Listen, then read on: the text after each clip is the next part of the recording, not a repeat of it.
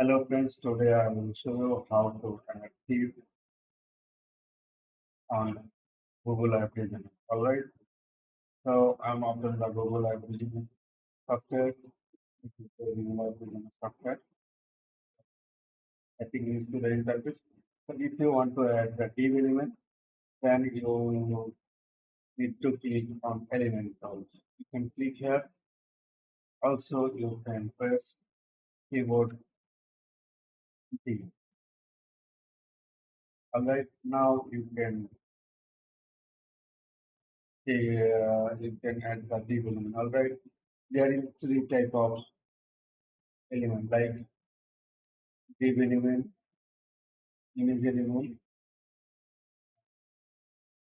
video element. After click this one, then enable this one. If you want to div element, then click this one. Alright. Now I will add the video element right here. You will see the video element. Alright.